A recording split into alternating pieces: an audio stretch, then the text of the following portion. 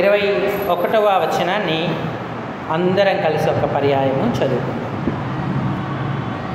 నేను నా తల్లి గర్భములో నుండి దిగంబరినై వచ్చి దిగంబరినై అక్కడికి తిరిగి వెళ్ళాను. యెహోవా ఇచ్చెను, యెహోవా తీసుకొని, యెహోవా నామమునకు స్తుతి కలుగునుగాక. చాలండి. చదువుకున్న ఈ లేఖన భాగం చేరి రాగలిగిన మన హృదయాలకు మన ప్రభువును ఆత్మ సత్యాలతో ఆరాధించడానికి హెచ్చరికగా, పురికొల్పుగా, ఆశీర్వాదకరంగా, దీవెనకరంగా ప్రేమగల దేవుడు చేయునుగాక. ఆమేన్. ప్రభు ప్రజలారా, ప్రభువునందున్నటువంటి ప్రియమైన వారులారా, మన ప్రభువును ఆరాధించడానికి ముందుగా దేవుని యొక్క వాక్యాన్ని కొంత ధ్యానపూర్వకంగా ఆలోచన చేద్దాం. యెహోవా ఇచ్చెను, యెహోవా తీసుకొని పోయెను, యెహోవా నామమునకే స్తుతి కలుగునుగాక. యోబు విశ్వాస ఆత్మీయ అంతస్తు మనము అందుకోలేనంత ఎత్తుగా ఉంది. దేవుణ్ణి మహిమపరిచిన భక్తులలో యోబు కూడా అగ్రగణ్యుడే. రక్షణ పొంది దేవుని పిల్లలమైన మనం మన జీవిత యాత్రలో, మన కాలగతుల విషయంలో, మన పరిస్థితుల విషయంలో సంపూర్ణ మహిమ ఆయనకు చెల్లిస్తూ ఉన్నామా? ఆయనను అన్ని విషయాలలో ఘనపరుస్తున్నామా? కృతజ్ఞతాస్తుతులు చెల్లిస్తూ ఉన్నామా? నిజమైన ఆరాధకులకు ఉండవలసినటువంటి లక్షణం ఇదే. ఎందుకంటే యేసు ఎన్నడూ మారడు. యేసుక్రీస్తు నిన్న, నేడు, యుగయుగములకు ఒక్కటే రీతిగా ఉన్నాడు అన్నాడు. యెహోవానైన నేను మార్పు లేని వాడను అని దేవుని యొక్క వాక్యం సెలవిస్తూ ఉంది. ప్రియ సహోదరి, సహోదరుడా, దేవుని ఇంటికి వచ్చిన నీవు ఆయనను ఆరాధించడానికి ఆయన వ్యక్తిత్వాన్ని గుర్తిస్తున్నావా? సకల చరాచర సృష్టి, ఈ అఖిలాండములో ఉన్న సమస్తము ఆయనను ఆరాధిస్తూ ఉన్నాయి. ఆకాశము, భూమి, సముద్రము, దానిలోని సర్వము, నక్షత్ర సమూహాలు, దూతలు, గనులు, పెద్దలు అందరూ ప్రభువును ఆరాధిస్తున్నారు. 150వ కీర్తన అక్కడ మనకు చెప్పబడుతూ ఉంది. కీర్తన 150 మొదటి వచనం నుంచి సహాయం చేయండి.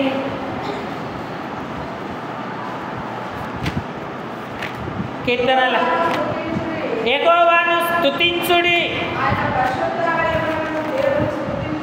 ఆయన పరిశుద్ధ ఆలయమందు యెహోవాను స్తుతించుడి అన్నాడు. ఎవరు స్తుతించాలి యెహోవాను? 150వ కీర్తనలో చెప్తా ఉన్నాడు ఎవరు ఆయనను స్తుతించాలో, ఆయన నామాన్ని మహిమపరచాలో చెప్తా ఉన్నాడు. 6వ వచనం చదవండి. సకల ప్రాణులు యెహోవాను స్తుతించుడి అన్నాడు. పిన్నలు, పెద్దలు, బాలురు, యవ్వనులు, కన్యకలు అందరూ ఆయనను స్తుతించాలి. ఒక్క మాటలో సకల ప్రాణులు అని కీర్తనలు అన్నాడు. ఇంకా స్తుతి కీర్తనలో చూస్తే 148వ కీర్తనలు అంటున్నాడు. చూడండి, 148వ కీర్తన 7వ వచనము నుంచి చదవండి.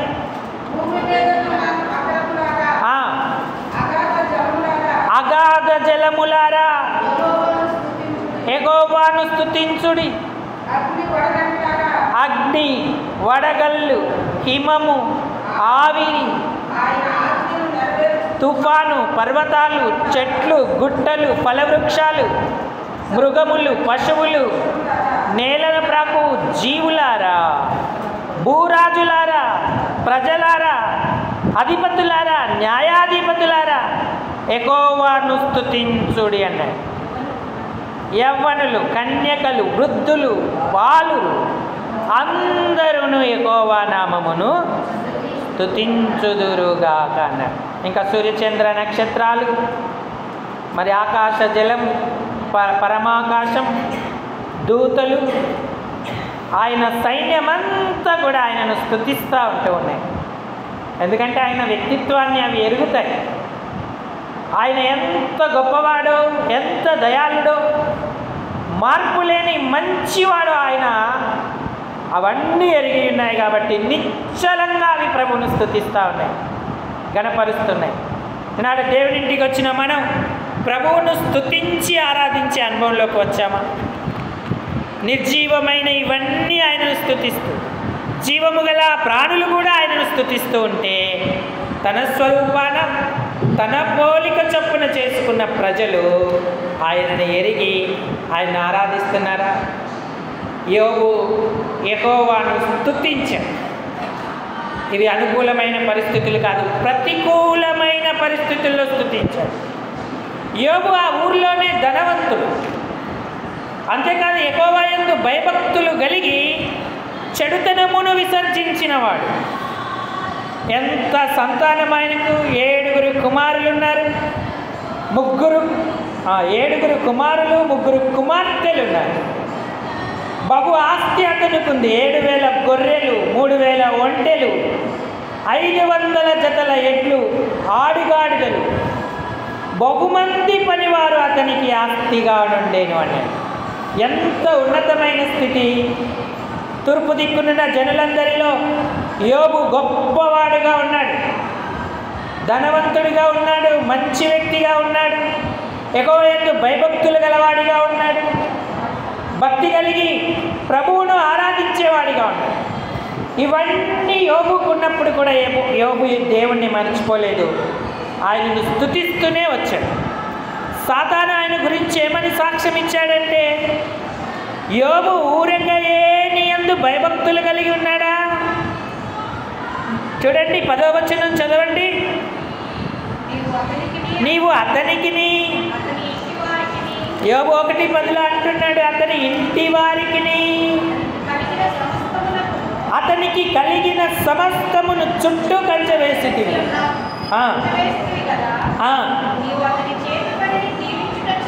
అతని చేతి పనిని దీవించుట చేత. అవును, నీ చెయ్యి చాపి అతనికి కలిగిన సమస్తము మొత్తిన ఎడల అతడు నీ ముఖము ఎదుటనే దూషించి నిన్ను విడిచిపోవును అని యెహోవాతో అనేను అన్నాడు. సాతాను యొక్క అభిప్రాయం యోబు పట్ల ఎంత భయంకరంగా ఉంది. అయితే యోబు ఎలాంటి వాడో సాతానుకు కూడా రుజువుపరచాలని దేవుడు కొన్ని పరిస్థితులను యోబు జీవితంలో అనుమతించాడు. దేవుడికి తెలుసు, యోబు అనుకూల సమయంలో నన్ను స్తుతిస్తాడు, అలాగే ప్రతికూలతలు ఏర్పడినా కూడా నన్ను స్తుతిస్తాడు. ఈయనేం దేవుడు నాకు అన్ని ఇచ్చినట్టే ఇచ్చి తీసుకున్నాడు అనడు అని దేవుడు అతన్ని ఎరిగిన వాడిగా ఉన్నాడు. యోబు విశ్వాసం పలువురికి ప్రచురమయ్యేలా యోబు జీవితంలో కొన్ని పరిస్థితులను దేవుడు అనుమతించాడు. ప్రియులారా, నాడు అన్ని అనుకూలంగా ఉన్నప్పుడే ఆలయానికి రావడం, అన్ని వసతులు ఏర్పడినప్పుడే ప్రభువును స్తుతించడం, మేలు కలిగినప్పుడే ప్రభువుకు వందనాలు చెప్పడం కాదు, అది ఒక భాగమే. కానీ నిజమైన ఆరాధికులు అనుకూల సమయంలో మాత్రమే ఆయనను ఆరాధించరు, ప్రతికూల పరిస్థితులు పైబడినప్పుడు కూడా ఆయనను స్తుతించేటువంటి వారిగా ఉంటారు. యోబుకు చాలా నష్టాలు కలిగాయి. చూడండి, యోబు జీవితంలో మనం గమనిస్తే ఆ సాతాను అతని దగ్గర నుంచి, దేవుడి దగ్గర నుంచి అనుమతి పొందుకొని అతనికి కలిగిన ఆస్తిని అంతటినీ తీసేశాడు. యోబు గ్రంథం 1వ అధ్యాయము 13వ వచనం.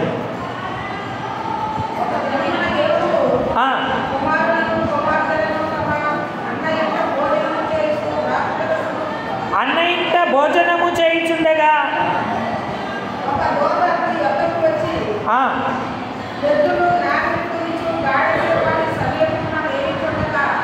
షెబాయి చూడండి, ఎద్దులను గాడిదలను షెబాయిలు పట్టుకొని పోయారని ఒక దూత చెప్పాడు.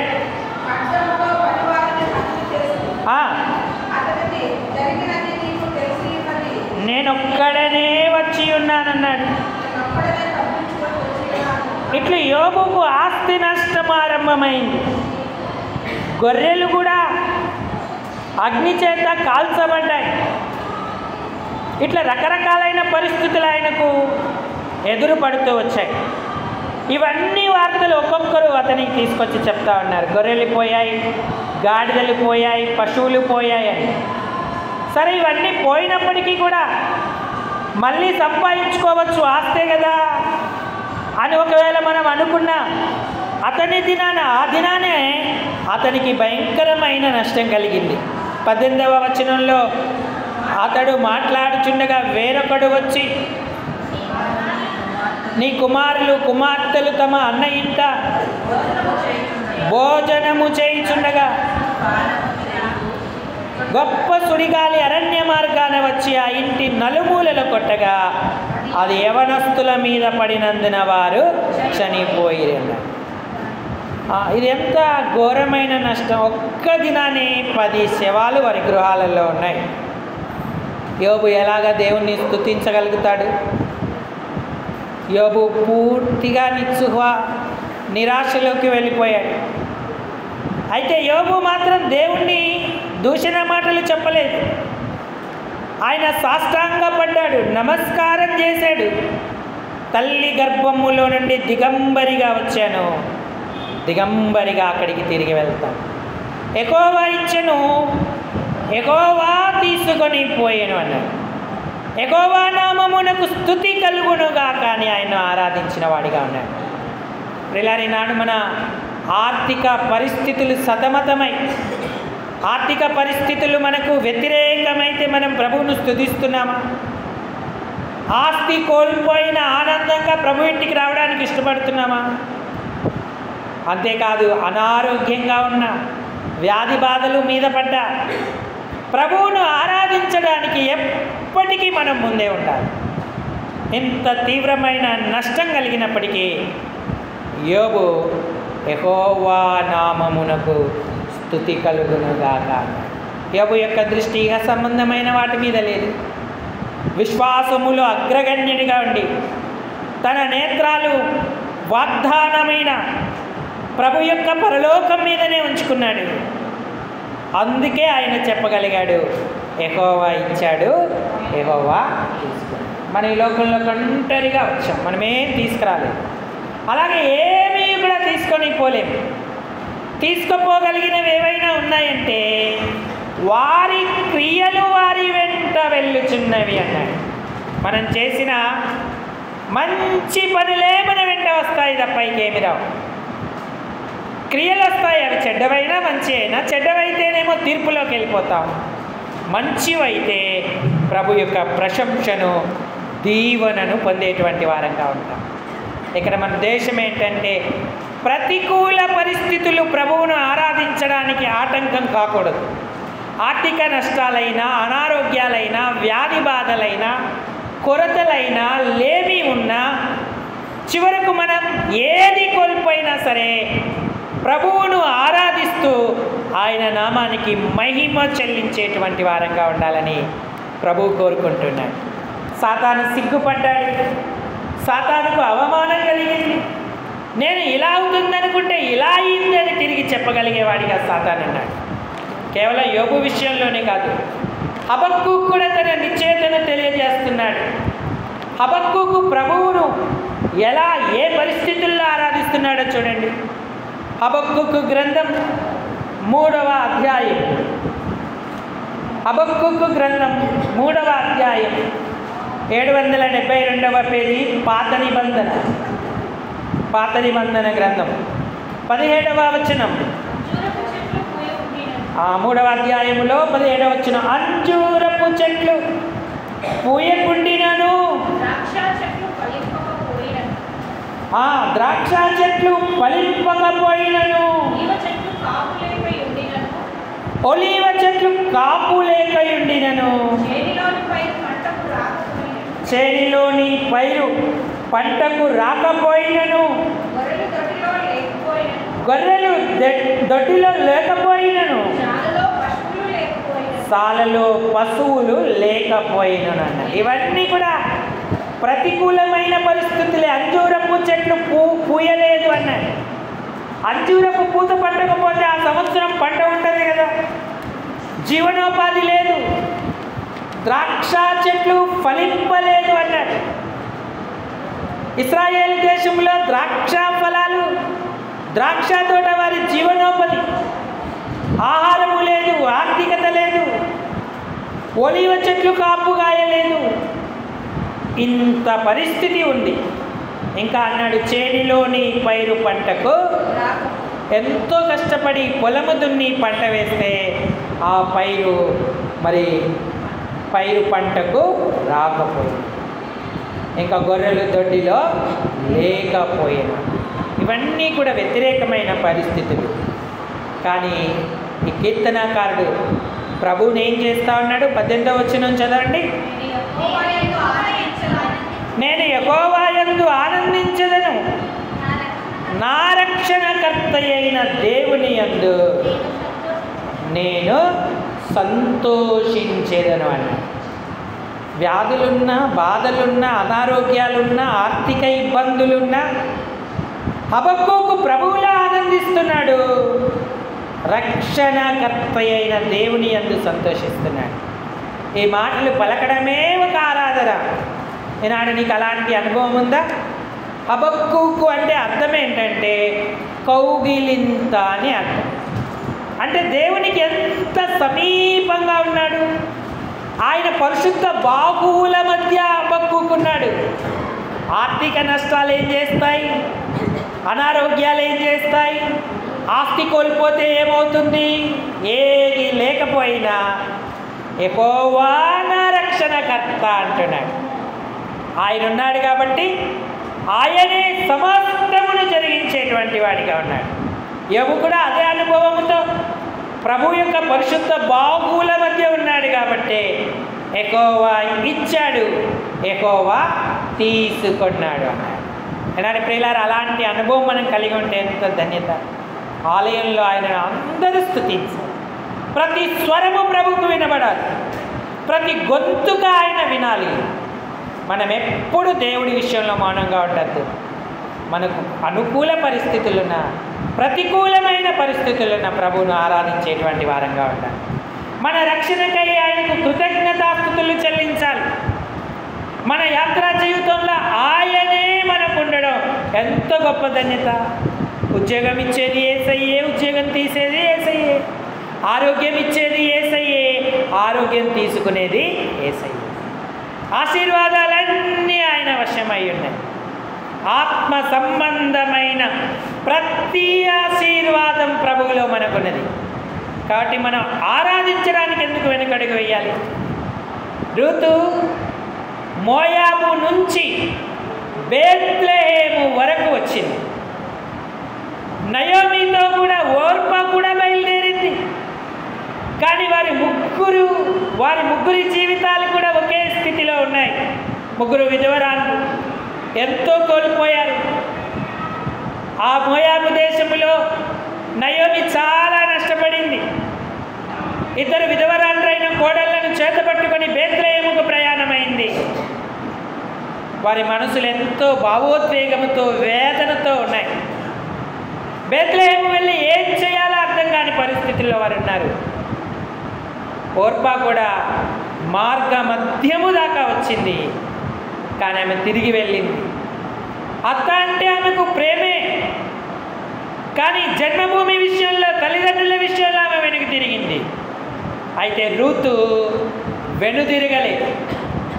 అనుకూల పరిస్థితులుండని, ప్రతికూల పరిస్థితులుండని నయోమి చెప్పిన ఈ 10 సంవత్సరాలలో నిజమైన దేవుడేంటో గుర్తించి, ఆయన వ్యక్తిత్వాన్ని గ్రహించి, నా జీవితంలో దేవుడు ఏం చేసినా నా మేలుకే అని ఉద్దేశించి హత్తను హత్తుకున్నది. నీ దేవుడే నా దేవుడు, నీ జనమే నా జనము, నువ్వెక్కడ మృతి పొందుదువో నేనక్కడనే మృతి పొందుతాను, అక్కడనే పాతి పెట్టబడతాను. రావద్దనవద్దు, నీ వెంబడి రావద్దని నన్ను బ్రతిమాలవద్దు అని చెప్పి తన అత్తతో మాట్లాడుతూ వచ్చింది. ఋతు గ్రంథం 1వ అధ్యాయము 17వ వచనం 1 చదవండి. అచ్చటనే మృతి పొందలను,